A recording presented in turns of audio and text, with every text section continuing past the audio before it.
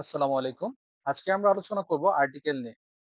Article যদিও ইংরেজি গ্রামারের একটি ছোট একটা টপিকস, কিন্তু এই টপিকসটি যেকোনো কম্পিটিটিভ এক্সামের জন্য, সেটা হতে পারে জবের এক্সাম হতে পারে বা ইউনিভার্সিটি অ্যাডমিশন এক্সামের জন্য খুবই গুরুত্বপূর্ণ। এখান থেকে ডিরেক্টলি অথবা ইনডিরেক্টলি নানানভাবে প্রশ্ন করা হয়। তো আমরা আজকে আর্টিকেলের প্রকারভেদ এবং এদের ব্যবহার বিধি নিয়ে কিছু আলোচনা করব। তো আর্টিকেলের যদি আমরা সংজ্ঞার কথায় আসি, তাহলে কি আর্টিকেল হচ্ছে মূলত এক ধরনের অ্যাডজেক্টিভ যা নাউন বা প্রোনাউন নাউন সেটা নির্দিষ্ট নাকি অনির্দিষ্ট সেটা নির্দেশ করে। তো প্রশ্ন এরকম হতে পারে যে আর্টিকেল কি, which article as a which kind of part of speech, তাহলে সেক্ষেত্রে অ্যান্সার হবে article is a kind of adjective, এবং যেটা নাউনের পূর্বে বসে নাউনকে নির্দিষ্ট অনির্দিষ্ট তা নির্দেশ করে। তারপর হচ্ছে দা এবং এ এবং এন্ড কে কি আর্টিকেলস বলা হয়। এক্সাম্পল হিসেবে যদি আমরা দেখি, the boy was standing on the road, তাহলে এখানে দা শব্দটা কি, এখানে দা হচ্ছে কি একটি আর্টিকেল, কারণ সেটা হচ্ছে নাউনের পূর্বে বসে সেটাকে নির্দিষ্ট করেছে। এখানে সে নির্দিষ্ট করে সেই বালকটার কথা বলা হয়েছে যে কি।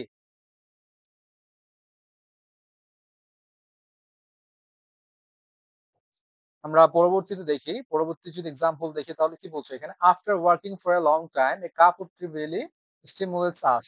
মানে কি এখানে আমরা দেখি after working a long time মানে কি একটা দীর্ঘ সময় পর কাজ করার পর এক কাপ চা আমাদের জন্য অনেক কি স্বস্তিদায়ক। তারপর আমরা যদি আর্টিকেলস এর ক্লাসিফিকেশনে আসি, আর্টিকেলস এর প্রকারভেদ যদি আলোচনা করি, তাহলে আমরা মোটা দাগে আর্টিকেলস দুই ভাগে ভাগ করি। এটা হচ্ছে ডেফিনিট আর্টিকেল আর এটা হচ্ছে ইনডিফিনিট আর্টিকেল। ডেফিনিট আর্টিকেল হচ্ছে নির্দিষ্ট, যেটা হচ্ছে নির্দিষ্টতা বোঝায়। ইনডিফিনিট হচ্ছে অনির্দিষ্ট হবে যখন কোনো নাউনকে নির্দেশ করবে। তো ডেফিনিট আর্টিকেল কোনটি, আমরা শুধু সচরাচর বা সাধারণত দাকেই সাধারণত ডেফিনিট আর্টিকেল বলা হয়। এটি নাউনকে নির্দিষ্ট করে বোঝাতে ব্যবহৃত হয়। তাহলে আমরা যদি উদাহরণ দেখি, এখানে example, I really like the book you gave me. মানে এখানে দা কি, এখানে দা শব্দটি আমরা যদি এই সেন্টেন্সের অর্থ দেখি, মানে কি আমি, তুমি আমাকে যে বইটা গিফট করেছো সেটা কি আমার পছন্দ হয়েছে, তাহলে এখানে বইটাকে নির্দিষ্ট করেছে এখানে দা আর্টিকেল। তাহলে এখানে দা হচ্ছে একটি ডেফিনিট আর্টিকেল।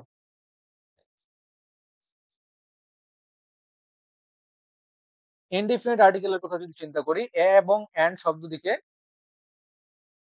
ইনডিফিনিট আর্টিকেল বলা হয়। অনির্দিষ্ট করে নাউনকে বোঝাতে সাধারণত এ এবং এন্ড ব্যবহৃত হয়। তাহলে এখানে আমরা এক্সাম্পল দেখি, I am looking for a book for arts. মানে কি আমি একটি আর্টস এর একটা বই খুঁজছি। তাহলে এখানে কি, এখানে আর্টস এর যে কোনো বইয়ের কথা এখানে বলা হয়েছে। এখানে নির্দিষ্ট করে একটা নির্দিষ্ট বইয়ের কথা কিন্তু এখানে বলা হয়নি। তাহলে কি এখানে এ হচ্ছে কি একটি ইনডিফিনিট আর্টিকেল। তাহলে আমরা যদি general and exceptional use of a এবং এন এর যদি ব্যবহার যদি আমরা যদি ইনডিফিনিট আর্টিকেল এ এবং এন এর ব্যবহার দেখি, তাহলে আমরা লক্ষ্য করবো সাধারণত একটি কনসোনেন্ট দিয়ে শুরু হওয়া শব্দকে অনির্দিষ্ট করে বোঝাতে এ ব্যবহৃত হয়। তাহলে যখন কোনো নাউনকে আমরা অনির্দিষ্ট করে বোঝাবো, সেক্ষেত্রে এবং সেই নাউনটা যদি কনসোনেন্ট দিয়ে শুরু হয়, তাহলে তার আগে আমরা কি আর্টিকেল এ বসাবো। এবং ভাওয়েলের ক্ষেত্রে যদি শব্দটি ভাওয়েল দিয়ে শুরু হয়, তাহলে সেক্ষেত্রে এন বসাবো। এটা সিম্পল। তাহলে আমরা এক্সাম্পল যদি দেখি, তাহলে কি, I saw a dog here and, for example কি বলছে, I saw an ant on the cake. তাহলে এখানে কি এই যে ডগ শব্দটি, ডগ নাউনটি কি কনসোনেন্ট দিয়ে শুরু হয়েছে, তার আগে সেটাকে আমরা অনির্দিষ্ট করে বোঝাতে তার আগে আর্টিকেল এ ব্যবহার করেছি, বিকজ এখানে ডগ শব্দটি কনসোনেন্ট দিয়ে শুরু হয়েছে। আবার যদি আমরা পরবর্তী এক্সাম্পলে যাই, এখানে অ্যান্ট এর কথা বলেছে, এখানে অ্যান্ট শব্দটি এ দিয়ে শুরু হয়েছে, যেটা হচ্ছে একটা ভাওয়েল। আমরা কি বলেছি, ভাওয়েল দিয়ে শুরু কোন নাউনকে অনির্দিষ্ট করে বোঝাতে আমরা এন ব্যবহার করি, সুতরাং এখানে সামনে এন আর্টিকেল ব্যবহৃত হয়েছে। আবার এক্ষেত্রে এই নিয়মটির কিছু ব্যতিক্রম আছে। যেমন ধরি, যদি কোনো শব্দের প্রথম অক্ষর কনসোনেন্ট দিয়ে শুরু হয় কিন্তু এটি ভাওয়েলের মতো উচ্চারিত হয়, তাহলে এর আগে এ এর পরিবর্তে এন ব্যবহৃত হয়। আমরা সচরাচর কি রুলস জানি, কোনো নাউন যদি কনসোনেন্ট দিয়ে শুরু হয়, তাহলে সেটার আগে কি ব্যবহার হওয়ার কথা, এ ব্যবহার হওয়ার কথা। কিন্তু সেটা কনসোনেন্ট দিয়ে শুরু হওয়ার পরেও যদি সেটা ভাওয়েলের মতো শোনায় সেই শব্দটি, তাহলে আমরা তার আগে এন ব্যবহার করব। এটাই হচ্ছে ব্যতিক্রম। যেমন এখানে কি বলছে, he is an honourable member of the parliament.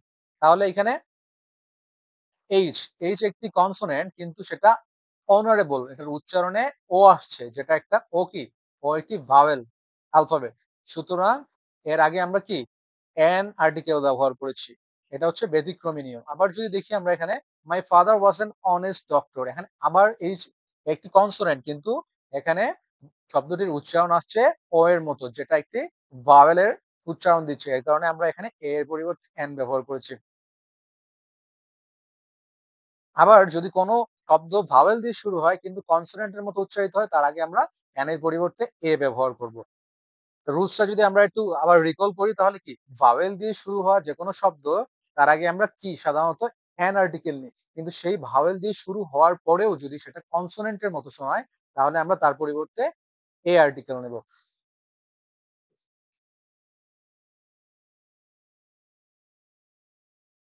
তারপর এখানে বলছে জেনারেল ইউজ অফ দা, আমরা এখন দা এর কয়েকটি এক্সাম্পল এবং তার ব্যবহার বিধি নিয়ে আলোচনা করব। সিঙ্গুলার এবং প্লুরাল নাউনকে নির্দিষ্ট করে বোঝাতে তার আগে দা ব্যবহৃত হয়। আমরা যখন যে কোনো নাউন, সেটা সিঙ্গুলার হতে পারে কিন্তু প্লুরাল, সেটাকে যখন নির্দিষ্ট করে বোঝাবো তার আগে আমরা দা ব্যবহার করব। তারপর আমরা এক্সাম্পল হিসেবে যদি দেখি, the student I met at the library was really good, তাহলে এখানে দা শব্দটি দিয়ে আমরা নির্দিষ্ট করে সেই সব স্টুডেন্টদের বলছি যাদের সঙ্গে আমরা বা যার সঙ্গে আমরা আমার লাইব্রেরির সামনে দেখা হয়েছে, সুতরাং তার আগে আমি দা ব্যবহার করেছি। ফর এক্সাম্পলে দেখি, the boys of this school are good at football, এই স্কুলের শিক্ষার্থীরা অনেক সুন্দর ফুটবল খেলে, তাহলে এখানে বয়েজ গুলো কোন বয়েজ গুলো, আমি বয়েজ গুলোকে নির্দিষ্ট করে বলছি যে এই স্কুলে শুধুমাত্র বয়েজদের কথা বলছি এবং যারা ভালো ফুটবল খেলে, সুতরাং তার আগে আমরা দা ব্যবহার করেছি। এবং সেক্ষেত্রে নাউন এবং প্লুরাল, নাউন দুটো কি, সেটা সিঙ্গুলারও হতে পারে বা প্লুরালও হতে পারে, সেটাকে যদি আমরা নির্দিষ্ট করে বলছি তার আগে আমরা দা আর্টিকেল ব্যবহার করব। এবং আমরা আসি indefinite definite article before an adjective, এবং কখনো কখনো অ্যাডজেক্টিভের সামনেও ডেফিনিট অথবা ইনডিফিনিট আর্টিকেল ব্যবহৃত হতে পারে। কখনো কখনো একটি আর্টিকেল একটি অ্যাডজেক্টিভ দ্বারা নির্দিষ্ট নাউনকে নির্দেশ করতে পারে। সেক্ষেত্রে শব্দের ক্রমটা হবে এমন যে সবার আগে আর্টিকেল বসবে, তারপর কি বসবে, অ্যাডজেক্টিভ বসবে এবং তারপর নাউন ব্যবহৃত হবে। আমরা এক্সাম্পল যদি দেখি, I so the little girl singing in the party, আমি একটি ছোট্ট বালিকাকে দেখেছি পার্টিতে গান গাইতে। তাহলে এখানে কি, আমরা দেখি এই যে দা শব্দটি আমরা স্ট্রাকচারে পড়েছি, আর্টিকেল দা ব্যবহৃত হবে, তারপরে এডজেক্টিভ ব্যবহৃত হবে, যেমন এখানে এডজেক্টিভ লিটল ব্যবহৃত হয়েছে এবং নাউন গার্ল ব্যবহৃত হয়েছে। তাহলে কি, এখানে আমরা যে রুলসটা ফলো করছি সেটা হচ্ছে কি, article plus adjective plus noun. তারপর পরবর্তীতে same, this is a small gift from him, তাহলে কি, এই যে এ শব্দটি, একটা আমরা আর্টিকেল এ ব্যবহার করছি, তারপর স্মল এটা এডজেক্টিভ ব্যবহার করেছি, তারপর গিফট এটা নাউন ব্যবহার করেছি।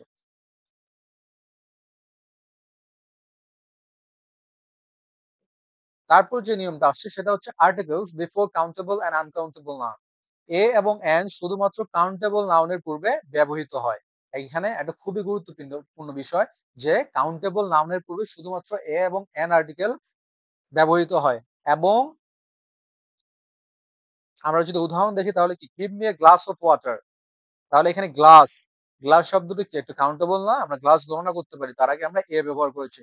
She wants a bottle of milk, তাহলে এ বোতল, বটল শব্দটা কি, আমরা গণনা করতে পারি বোতল, তার আগে আমরা এ ব্যবহার করেছি। তাহলে একটা গুরুত্বপূর্ণ বিষয় আমরা এখানে রুলস শিখলাম, সেটা হচ্ছে যে কাউন্টেবল নামের পূর্বে সর্বদাই কি ইনডিফিনিট আর্টিকেল এ অথবা অ্যান ব্যবহৃত হবে।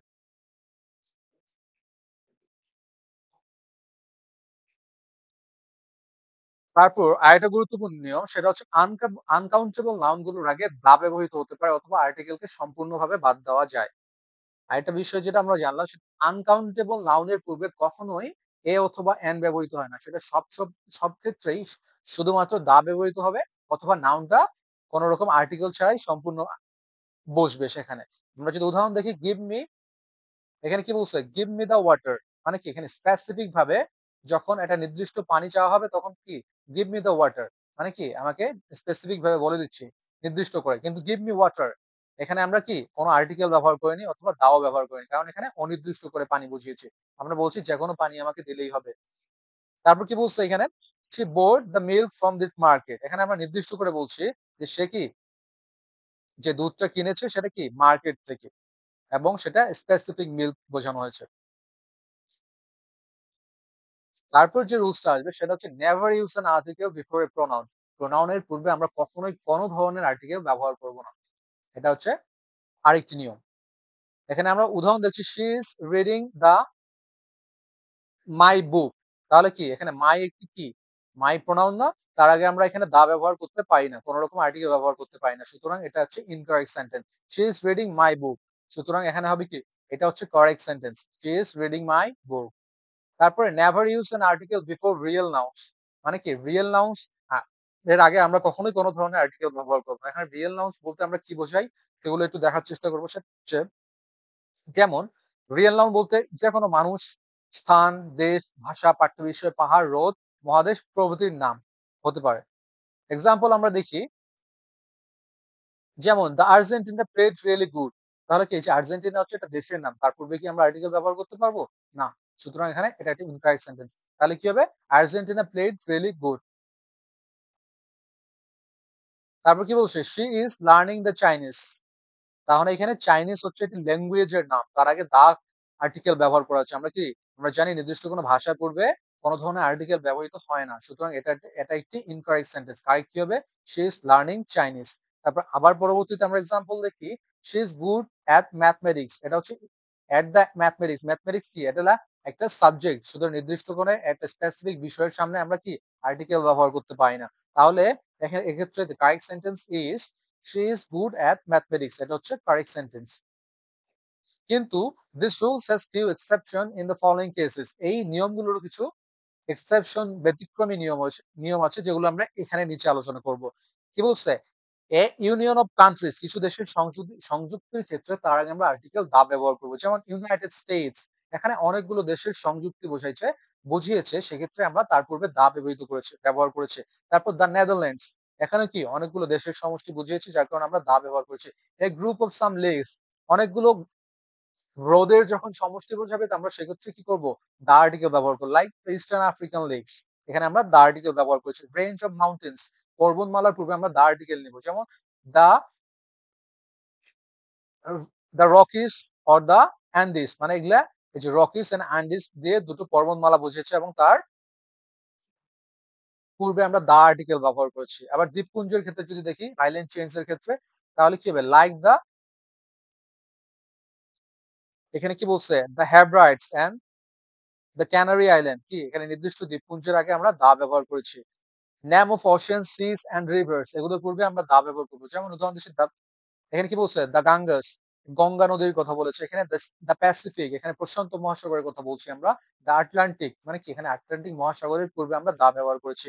এখানে পয়েন্টস অন দ্য গ্লোব, গ্লোবের বিন্দু যেগুলো আছে, উত্তর মেরু, দক্ষিণ মেরু, এগুলোর ক্ষেত্রে আমরা তার পূর্বে দা অবশ্যই ব্যবহার করবো, যেমন লাইক এক্সাম্পল হিসেবে দেখি, দ্য নর্থ পোল, মানে কি উত্তর মেরু, দ্য সাউথ পোল, এগুলোর পূর্বে আমরা দা ব্যবহার করবো। আবার জিওগ্রাফিক্যাল এরিয়াস, ভৌগোলিক অবস্থানের পূর্বে আমরা কি দা ব্যবহার করবো। সেক্ষেত্রে এখানে উদাহরণ দেখি আমরা, দ্য ইস্ট, আমরা কি প্রাচ্য বা আমরা পৃথিবীর পূর্বের যে দেশগুলো রয়েছে সেগুলোকে বোঝানোর জন্য ইস্ট ব্যবহার করি। আবার ওয়েস্টার্ন যে কান্ট্রি গুলো আছে, তাদের কি তাদেরকে বোঝানোর জন্য আমরা কি শুধুমাত্র দ্য ওয়েস্ট ব্যবহার করি, দ্য ওয়েস্টার্ন পিপল। তারপর কি হচ্ছে, দ্য মিডল ইস্ট, আমরা মধ্যপ্রাচ্যের দেশগুলোকে মিডল ইস্ট বলে অ্যাড্রেস করি, সেগুলোর পূর্বে আমরা অবশ্যই দা ব্যবহার করবো। তারপর কি বলছে, পেনিনসুলাস, উপদ্বীপ হতে পারে, ফরেস্ট হতে পারে, ডিজার্ট হতে পারে, সেটা মরুভূমি হতে পারে, গালফ হতে পারে, উপসাগর হতে পারে, সেগুলোর পূর্বে আমরা কি আর্টিকেল দা ব্যবহার করবো, যেমন দা, এখানে বলছে দ্য ইবেরিয়ান পেনিনসুলা। তারপর কি বলছে, the black forest, the Sundarbans, the Sahara, the Persian Gulf, এখানে বিভিন্ন উপসাগর, বিভিন্ন মরুভূমি, বিভিন্ন সমুদ্র, তাদের পূর্বে আমরা কি ব্যবহার করেছি, আর্টিকেল দা ব্যবহার করেছি। তারপর এখানে একটা বিষয় বলছে, সেটা হচ্ছে implied article or zero article. তাহলে এটা কি, কখনো কখনো আমরা যদি এটা এক্সপ্লেনেশন দেখি, কখনো কখনো কিছু নির্দিষ্ট নাউনের আগে আর্টিকেল থাকে না, কিন্তু আর্টিকেল বোঝায়, এদেরকে ইমপ্লাইড আর্টিকেল বা জিরো আর্টিকেল বলে। আমরা উদাহরণ যদি দেখি, let's go for a drive tonight, এখানে কি এই সেন্টেন্সটা ইনকারেক্ট, কেননা এখানে এ আর্টিকেল ব্যবহৃত হচ্ছে, কিন্তু এই সেন্টেন্সটাতে আর্টিকেল উজ্জ থাকবে। তাহলে কি বলছে, let's go for a long drive, let's go for long drive, এখানে আর্টিকেল থাকবে না, সুতরাং এই সেন্টেন্সটি কারেক্ট। তারপর কি বলছে, এখানে the Fortune favours the brave, এখানে আর্টিকেল দা ব্যবহৃত হয়েছে, কিন্তু এখানে এই আর্টিকেলটি ব্যবহৃত হবে না, বা এখানে জিরো আর্টিকেল ব্যবহৃত হবে। যেমন কি বলছে, ফরচুন ফেভার, কি বলছে, ফেভার দ্য ব্রেভ, সুতরাং এটা হচ্ছে কারেক্ট। তারপর বলছে, the perseverance is a valuable quality of human, এটা হচ্ছে ইনকারেক্ট, এখানে কারেক্ট কি হবে, এখানে আর্টিকেল দা ব্যবহৃত হবে না। Perseverance is a valuable quality of human. এখানে আর্টিকেল ব্যবহৃত হচ্ছে না বা এখানে আর্টিকেলটি কি এখানে বলছে।